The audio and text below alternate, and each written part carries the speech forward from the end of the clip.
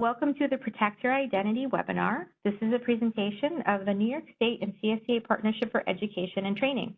My name is Blanca Gonzalez-Parker, and I'll be your host for our webinar. Our facilitator today will be Sally Pardee. Sally, would you like to say hello real quick? Hi, everyone. Thanks so much for being here this afternoon. Great.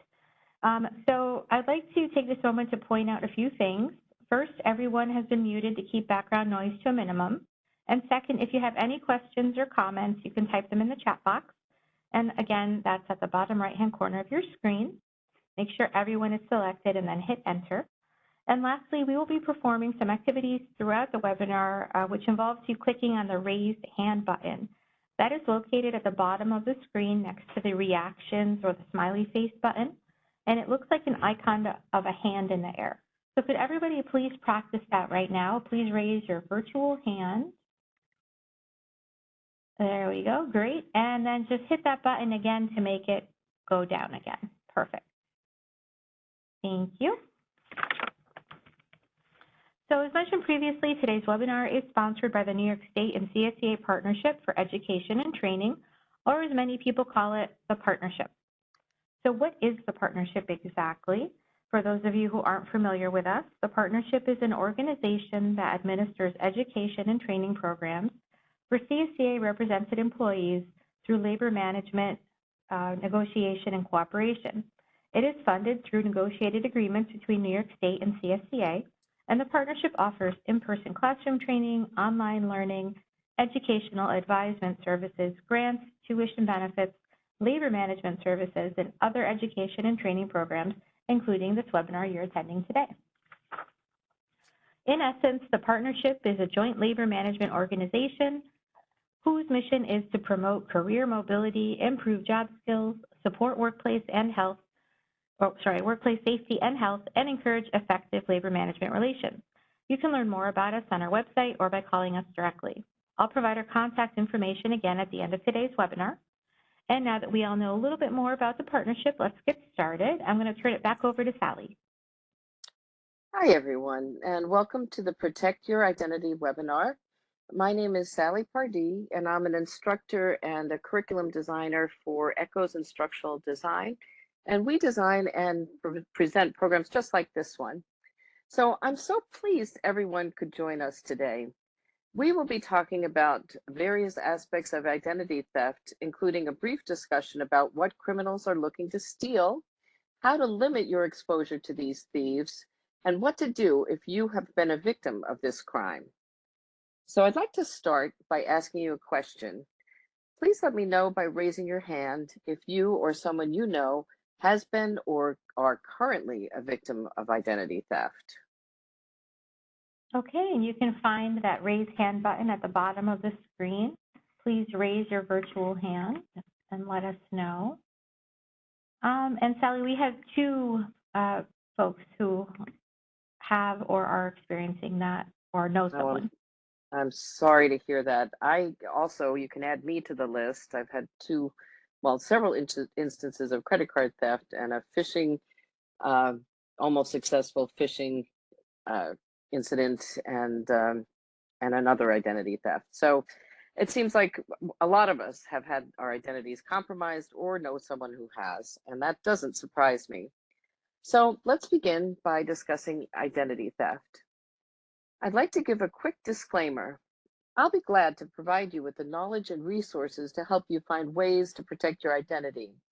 However, neither I nor the partnership offer legal services or advice. So, how many Americans do you think fell victim to identity theft last year?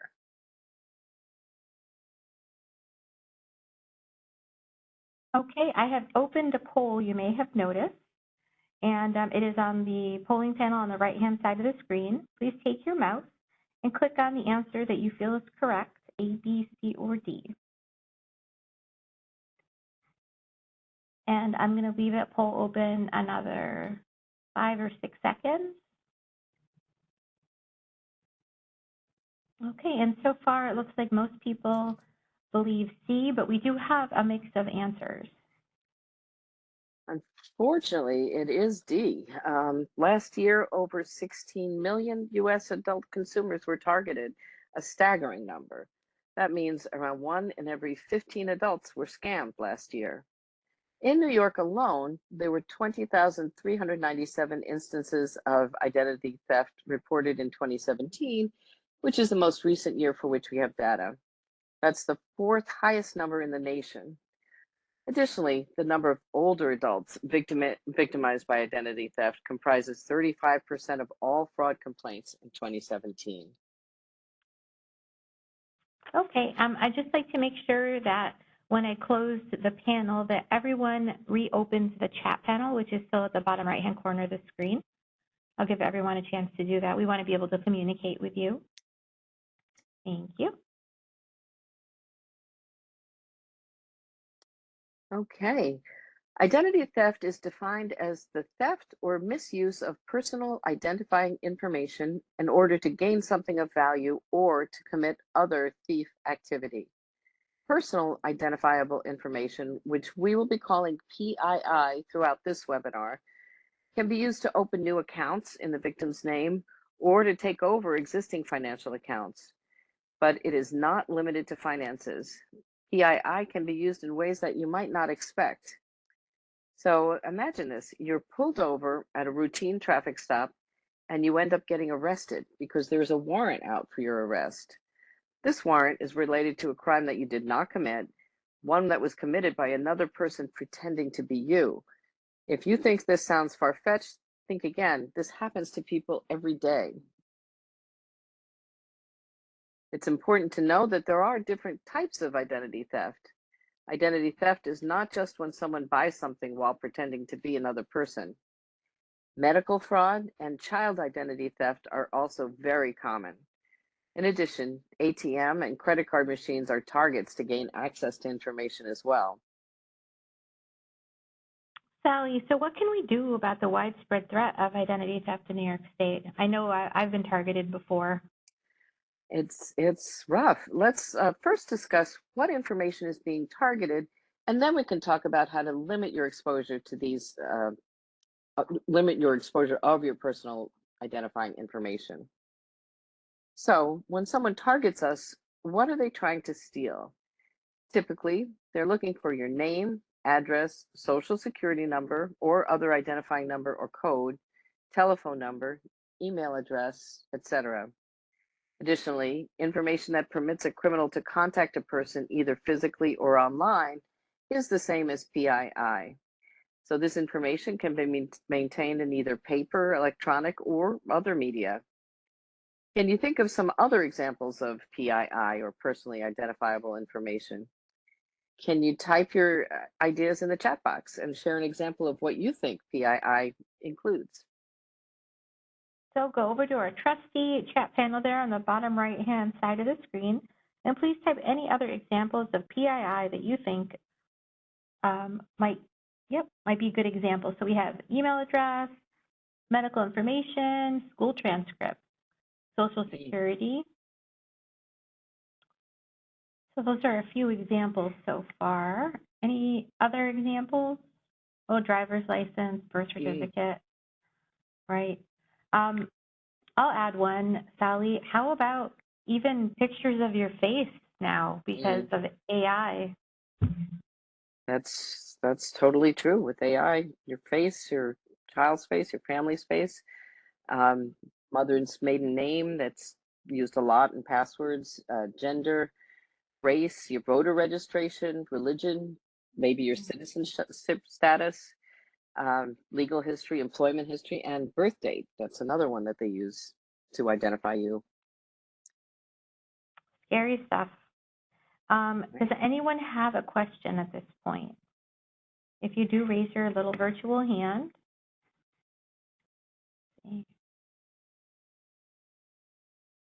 No questions, Sally. Okay. So how do thieves gain access to your PII? There are three main ways that a person or group of thieves looks to gain your trust so that you'll allow them access to your PII. The three most common ways that criminals look to gain your trust are authority, familiarity, and phishing with the PH, phishing. Authority is when a person pretends to be a person of power, like an elected official, a police officer, an IRS representative, which that's pretty common, etc., and requires your participation in something. For example, a representative from the local police department may call asking for donations, and I've gotten those calls as well. Familiarity is when a person pretends to know you or someone you know. They find something you have in common to develop trust and then ask for information. An example would be a call or email from a friend or family member asking you to send them money for something like bail or travel funds, and that's called a sweetheart swindle. Lastly, phishing is when a person or group of people pose as a trusted company or friend to gain your trust. This often appears as an email from your bank asking for you to log in to verify your account, or from a person claiming to work for your IT department. Sometimes thieves come to us and try to trick us. Has anyone heard of any popular scams that are being used to take a person's identity? Can you write them in the chat box? Yeah, let's see. Go ahead and use our trusty chat panel to let us know of any scams you might have heard of recently. I'll share one while folks are hopefully participating in the chat panel. I received a text that said they were fescue fraud services, which was my old bank before it became Broadview. Mm, And the fact that it still said fescue was like a red flag, but it had a link to go to a website and log in with your account information and then change your password. And wow. the actual website looked legit. It literally looked like the old fescue website. So I actually ended up forwarding all that information to Broadview so they could see what was happening. So let's see what examples we have here. Back taxes are due, lottery Mhm. awards need personal information. Has anyone gotten the email like from the Prince of Dubai that they just need our account information so they can wire you money? Those are my favorites. Right. Yeah. The inheritance one Inheritance, is like that. Yeah. yeah. Folks are saying inheritance, Amazon, text from Indeed. Actually, I got one of those this morning, no joke. Mm. Um, Norton, oh yeah, the antivirus. Um, let's Yeah. see. USPS, your package needs to be delivered. Yep. Someone just said that. Yeah, Mail can't be delivered. Yep. it's crazy. There's actually, with regard to the Norton like antivirus, there's a movie that's out right now called Beekeeper. If anyone is interested, I think it's on Amazon, Hmm. and it's about someone getting revenge on one of these, scam companies that pretends that they're protecting the elderly, but actually wipe out their bank accounts. Wow. Beekeeper is what it's called. So some good We participation there, Sally. Yeah, we had speaking of elderly, I had an elderly relative who had thieves get into his computer by saying that his payment had been made, and he knew he had never made a payment to that entity, so he was trying to sort it out, and he got pulled into their lies. So Mm-hmm. Ah, it's awful. uh, yeah. So, and I guess there's the other. Someone else mentioned the person claiming that you won a lottery or sweepstakes, and then they say you have to pay taxes on your winnings to receive your money. That's a scam. And another scenario, you get a call from someone at the IRS telling you that last year you miscalculated your deductions and you owe a small amount, like $25. You're not sure that it's true, but you think that there's no way a scammer would want only $25. So you pay it with a credit card or a bank card over the phone. And you notice the following day that thousands of dollars have been charged on your credit card illegally, or that all of the money in your account was withdrawn. This was because the call was made by a thief and not the IRS. So, important fact to know, the IRS will never call you on the phone. They will contact you in writing. And in addition, threats of arrest will never be made by the IRS. So, are there any signs that you are being scammed? Yes. Often, scammers who operate by phone don't want to give you time to think about their pitch. They just want you to say yes. But some are so clever that even if you ask for more information, they seem happy to comply. They may direct you to a website or otherwise send information featuring satisfied customers. These customers are as likely as fake as their praise for the company. So you can do your due diligence and still get scammed. So here are a few red flags to help you spot telemarketing scams. If you hear a line that sounds like this, say no thank you and hang up immediately. So the lines are, you've been specifically selected for this offer. You'll get a free bonus if you buy our product. You've won one of 5 valuable prizes. You've won big money in a foreign lottery.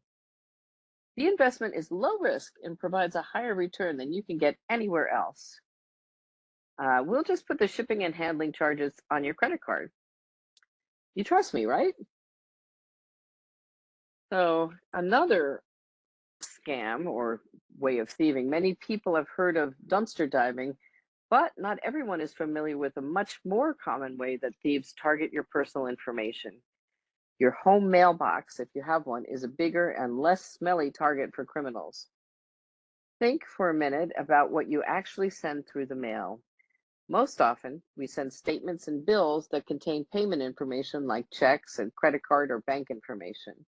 Sometimes you send a card with cash, which is even better for thieves. It's very common for thieves to go from neighborhood to neighborhood and take mail, inbound or outgoing, from mailboxes that are unlocked and not attached to your home to look for personal information or money. Therefore, signing up for and receiving pre-approved credit card offers through your home mailbox can be dangerous. It's best to opt out of receiving these offers and at the very least, invest in a locking mailbox for your home. Try to send any outgoing mail from a post office or use a blue USPS box. And they've even made the USPS boxes more tamper-proof. In New York City anyway, it's a very small slot to put your mail in. So what can we do? Oh, let's brainstorm together. How can we limit our exposure? Have you found What have you found to be the most effective protection strategies to limit the amount and types of ways you expose your personally identifiable information to predators? Okay, please type your tips about the ways you protect your PII in the chat box at the bottom right-hand corner of the screen. Let's see. So don't answer unknown numbers. Great. Not spending so much time on the device. Absolutely. A magnetic sleeve for credit cards. I thought about getting one of those actually. Any other tips? I think I've had my credit card stolen by a scanner just as I was walking by, which a magnetic sleeve would have prevented.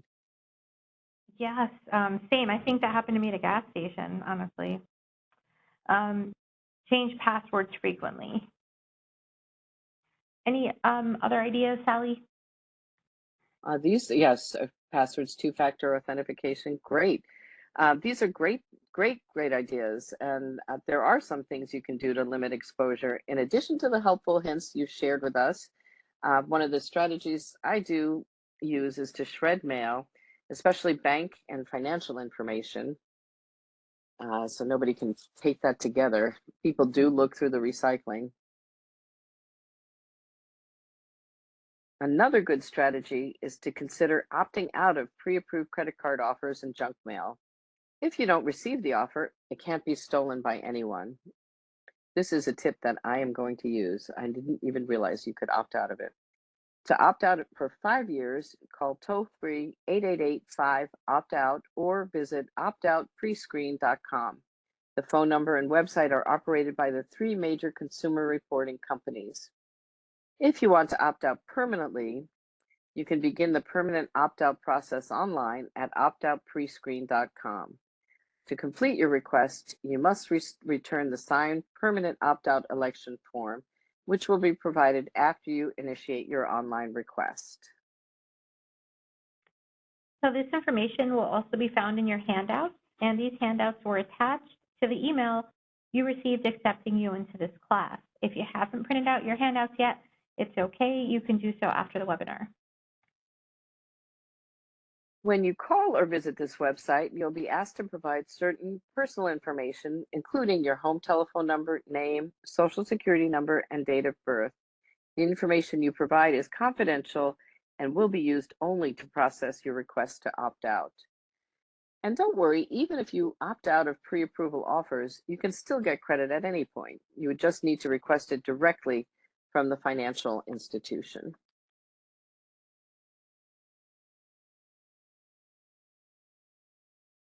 So sometimes thieves just hang back and watch, waiting for you to share information with them. For a moment, I want each of you to think about social media. I would guess that many of you are on at least one of the popular sites, whether you are an active poster or not. Now, if you're like me, you consider birthday wishes one of the best parts of being on social media. Now, step back for a second. That same fantastic feature can also be a major giveaway of your personal identifiable information. Remember how we said that your date of birth is a piece of PII? Make sure that if your birthday is on social media, you only share the day and month or only the year, and that your settings are private. And this is also true for children. You think about the excitement around the birth of a child. When that child is born, you can see it. Someone often posts the announcement that includes their full name, the birthday, the parents' names, the hospital, and the grandparents' names. So try to avoid doing that. In this day and age, you can't completely eliminate your exposure, but you can make it much harder for the person to gain access to your private information. I recommend that you shred mail that has any account information or financial statements in it. Invest in a small paper shredder for mail and other documents at home. If you don't have one, you can inquire at your local credit union, and they often have one for community members to use. And here's another question for you. Should you shred the envelope that your bank statement comes in? Okay, and this will be a yes/no activity. So if you think that you should shred the envelope, please click on the reactions or the smiley face button at the bottom of the screen, and then you should have a little thumbs up. And if you think the answer is no, yep, then go ahead and thumbs down. Oh, I'm getting lots of smiley faces and thumbs up. It's a beautiful sight. Okay, the answer is that you don't have to shred envelopes or mail that have only your name and address on them. Your name and address is public information. It exists in the phone book that I guess exists in physical form somewhere. However, if there's an additional piece of information like an account number or birthday in that envelope, that needs to be shredded. I've also been told that you need to shred your boarding pass if you have a paper boarding pass, because that has a lot of identifiable information that could be used to steal your information.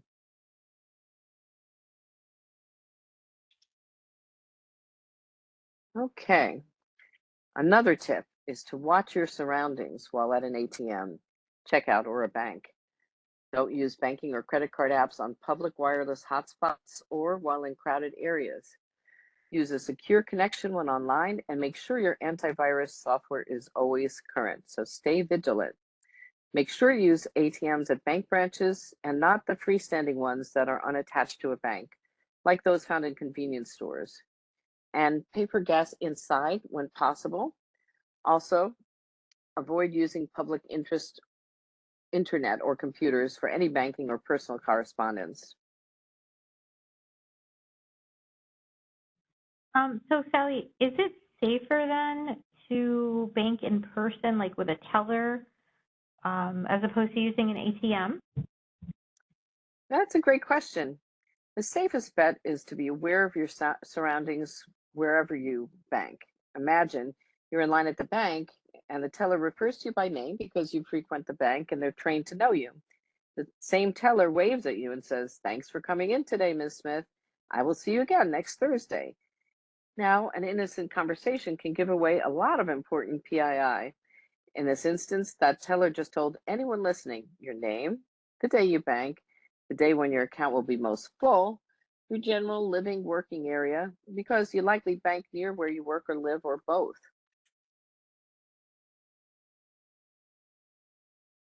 So, another thing you can do is to contact your phone carrier to block unregistered or unavailable phone numbers to limit scam calls. Many carriers also allow you to block calls from anonymous callers, those who prevent their phone number from appearing on a caller ID device or whose numbers show up as anonymous or private. Keep in mind, though, that robocallers often show fake numbers on your caller ID device, and that has happened with me for sure. Some carriers provide these services for free, and others charge a fee. You can also set your cell phone to do not disturb during the common call hours like dinner time or 8 p.m. to 9 p.m., although you will be limiting the calls you receive from friends and family too.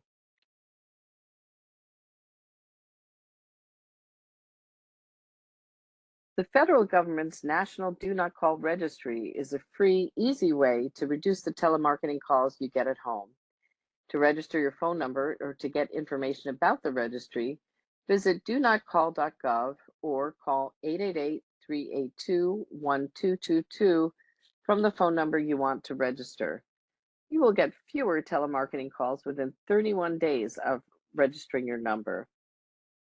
Telephone numbers on the registry will only be removed when they are disconnected and reassigned, or when you choose to remove a number from the registry. Many people feel that this registry does not work because scam calls still come through. So let's dissect that theory for a moment. The registry is meant to keep businesses that adhere to the law from bothering you when you don't want to be bothered. Scammers are criminals, and therefore they don't adhere to the law. However, if you are on the registry, it gives you yet another sign that a call coming in is a scam. Since you've opted out of legitimate telemarketing calls, it's much more likely that when you get a so-called telemarketing call, it's a scam. There is only one foolproof method to determine whether you currently are or have been a victim of identity theft, and that's by checking your credit report. Credit reports are available free of charge from each of the three major credit reporting agencies annually. That means you are entitled to 3 free reports every year, one from Experian, one from Equifax, and one from TransUnion. Ideally, you will see one of your reports every 4 months continually throughout the year. The reports differ slightly, but the main information on each is the same, so it's silly to see all 3 reports at the same time. So if you alternate among them and pull one report every 4 months, then you will still see each company's report once a year, but you'll see a total of 3 reports every calendar year. Please click on the Yes checkmark icon if you have requested one or more of your credit reports in the last year. Okay, go ahead and click on the smiley face or the frowny face or the thumbs up or the thumbs down at the bottom of your screen and let us know if you have requested a credit report. And most folks are saying no. It looks like no. Nope. Well, I strongly recommend that you do this. The only source you should use to get your credit report is Annual Credit Report. Using a secure internet source, you can easily request and view it online for free at annualcreditreport.com. Okay, and again, that information with that website is also in your handouts, and you can print that out afterwards if you haven't already. The partnership does have another webinar related to credit called Using Credit Wisely, and I've done that one. It's got a lot of great information. You'll learn a lot more about your credit and credit reports in that class. Yes, that is very important information. There's a lot of specifics provided in that webinar as well. Okay. Perhaps the most surprising is that children aged 19 and younger represent 8% of all identity theft victims. This is the fastest demographic for identity theft victimization growth.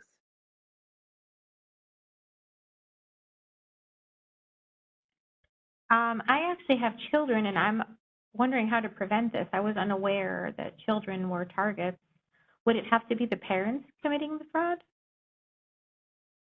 Well, not the parents committing the fraud, but it would be criminals looking for the children's information. And I guess they're looking at the parents' information that they post online or any other ways that the personally identifiable information can get out. And you can be proactive. In New York State, you can register your child with the Child Identity Theft Prevention Registry. And New York State law allows parents and guardians of children under the age of 16 the opportunity to place a security freeze on a child's credit record. The placement of a freeze prevents the credit reporting agency from releasing that child's credit report to third parties. A parent or guardian interested in placing a freeze on their child's record must contact each credit reporting agency to do so. There's no fee to do this, and it can give you peace of mind knowing your child's credit is protected. That's great to know, and also scary that that takes place, honestly. I know there's just so many ways that the thieves can get to you. In addition to freezing your child's credit, there are some other simple things you can do on their behalf. Don't give out their social security number, date of birth, and mother's maiden name. If asked for them, find out why. If it's mandatory, ask who will have access to it, how it will be kept, and how it will be disposed of. Also, have a talk with older children about keeping their private information private. Teach them to ask you for permission before sharing it. Then lead by example. Ask everyone who requests PII to give you a valid reason before deciding to give them the information. And there's more information on this topic in your handout.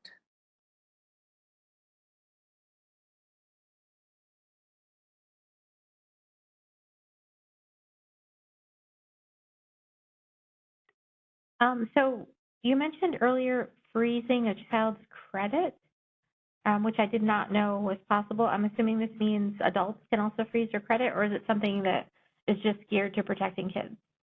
No, you definitely can do it as an adult. I have an active freeze on my credit because of the security breaches we had. A security freeze is the ability to block someone from obtaining credit using your name or personal information. It prevents creditors from gaining access to your credit report for review. So, as a result, most lenders will refuse to open a new account. To request a security freeze, you have to contact TransUnion, Experian, and Equifax directly. You can request a freeze via mail, online, or telephone. Obviously, if you do it by telephone or online, it will be faster. And once requested, these credit bureaus have to place a credit freeze within 1 business day. The credit reporting agencies will mail you written notification of your freeze along with a password or a personal identification number, which you will use to identify yourself when contacting the credit bureaus in your future and or when requesting to lift the security freeze, which we also have done. So keep that number secure in a place where you remember where that is. There's no charge to place or lift the freeze. However, credit locks are similar to freezes and are usually offered by the credit bureaus for a monthly fee. You are not required to purchase this service from the credit bureaus. It's also important to note that credit bureaus must remove the freeze within 1 hour of the lift request. So if you do this, plan ahead before applying for new credit, employment, or insurance.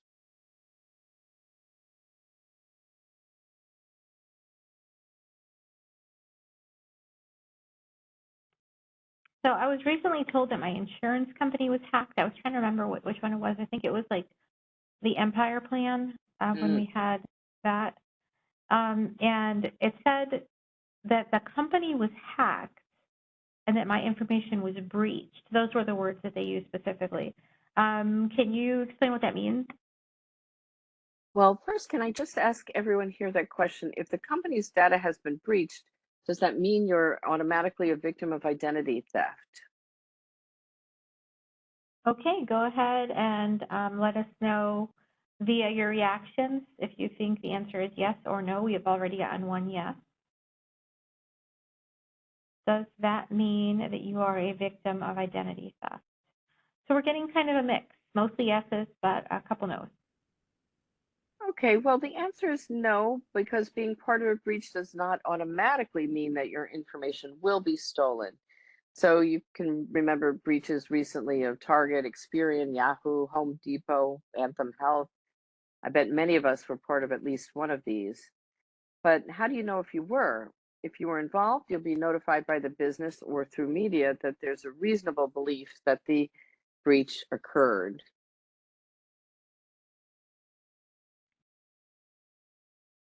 Okay.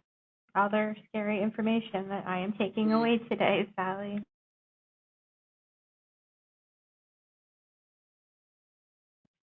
So what do I do if I have been notified, though, of the breach?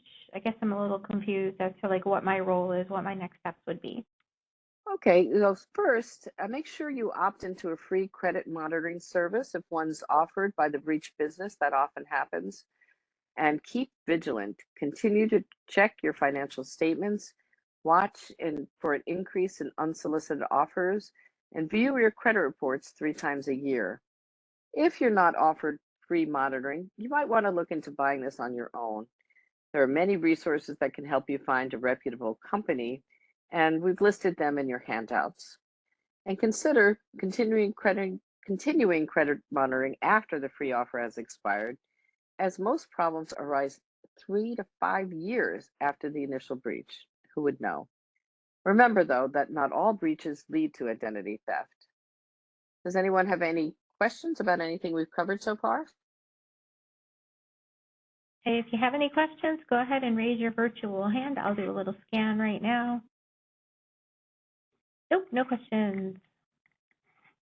Okay. Wait, we got one in the chat. Okay. All Yay, right. thank you.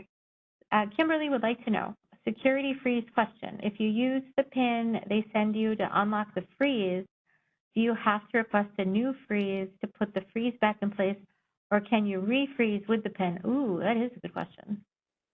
I think it may vary by company. They probably will, once you unfreeze it, they'll tell you what their procedures are. But I know when I unfreezed it, I was able to put it back with the PIN. They consider the PIN to be almost like your social security number. So they don't give you a new PIN in my case. So, and that was a couple years ago. So at this point, we've talked about how to limit your exposure and have discussed the different ways people may try to gain access to your PII, but we still need to discuss what to do if you find out that they have succeeded. First of all, response time is crucial to put a swift end to the problem. And I can tell you, when my elderly relative got his phishing and his computer broken into, we descended upon him and just did it that afternoon. We had to drop everything. Uh, so anyway, in the chat box, please tell me what you think would be the best to do first if you find out that someone has compromised or stolen your identity.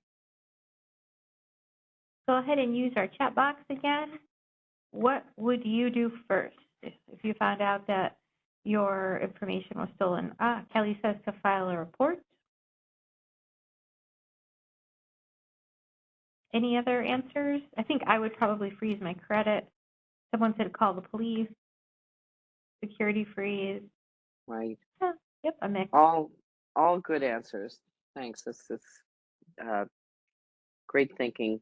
And you've hit on some of the specific steps. So let's look at this in more detail. The first thing you should do is notify the creditors, that's banks, credit card companies, etc. As an identity theft victim, you should also notify any organizations where your personal identifiable information is held, including banks, creditors, utilities, insurance carriers, phone, internet, and cable providers, libraries, even your gym. And additionally, consider closing bank and credit card accounts and requesting new account numbers and PINs.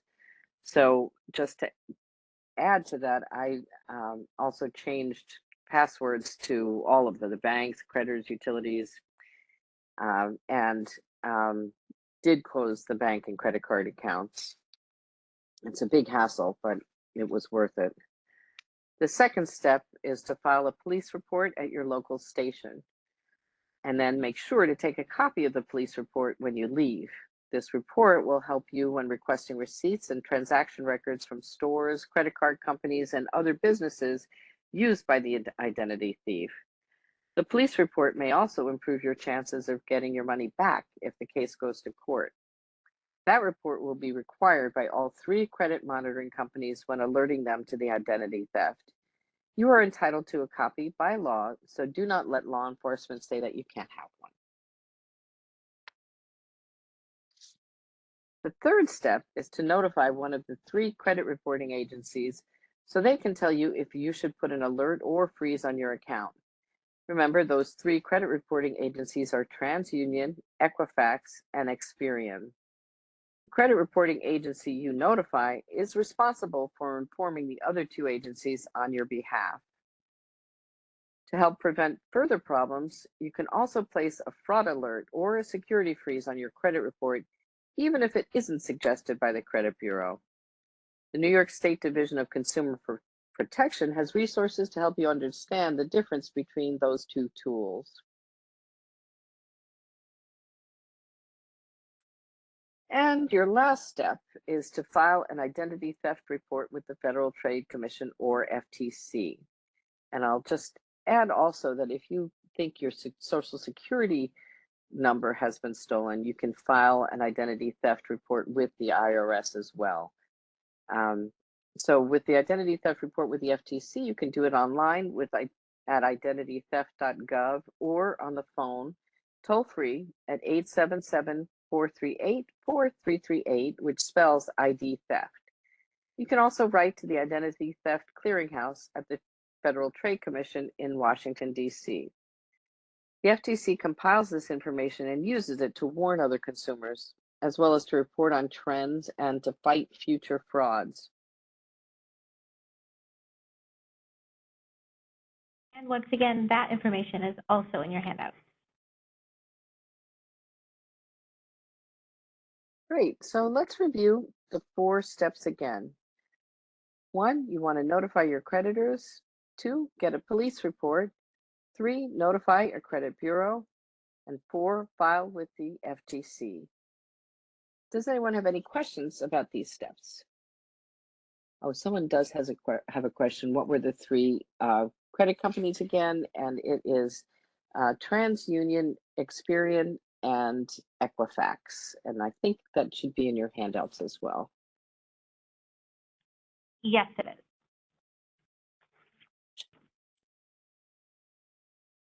All right, it's time to test your knowledge. I have 2 columns on the screen. On the left are the step numbers, and on the right are steps you should take if you think you've been victimized. And I'd like you to match the step number with the step description. So please type your thoughts about which step should be first, second, third, and fourth in the chat box. So just go ahead and enter numbers in order. So what would be the first thing you would do? And then the second and third and fourth. Okay. 1, notify creditors. 3, notify creditors. And then we have 3, 4, 1, 2. File a police report first. So we have kind of a mix still, Sally. Okay, so just as a reminder, first you want to notify your creditors, and I'd add in there change your passwords. 2, get a police report. 3, notify your credit bureau. And 4, you want to file with the FTC so they're aware of it. The New York State Department of State Division of Consumer Protection has been named as the Identity Theft Mitigation Unit for New York State. They can assist you if you have an identity theft, fraud, or scam-related problem. The Division of Consumer Protection has a number of customer service representatives, and they can be reached by calling 800-697-1220, Monday to Friday, 8:30 a.m. to 4:30 p.m.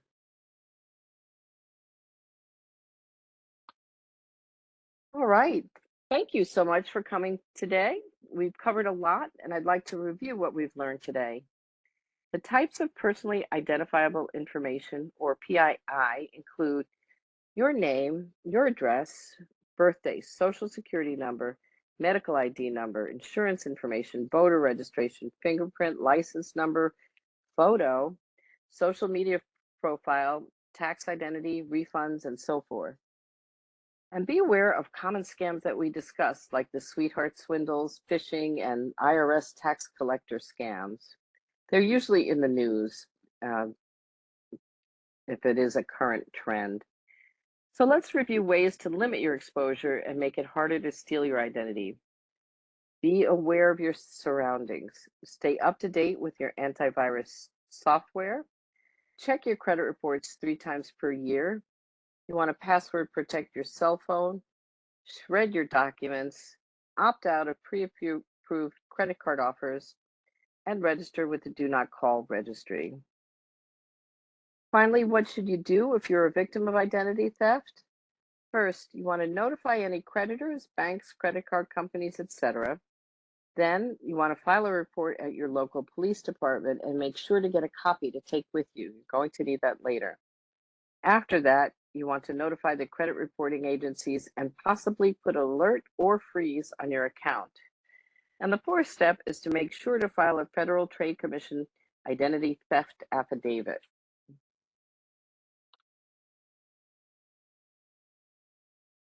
Well, that about wraps things up for this topic. I'd like to thank you for joining us today and for your participation. It was a really active group here. Thank you so much.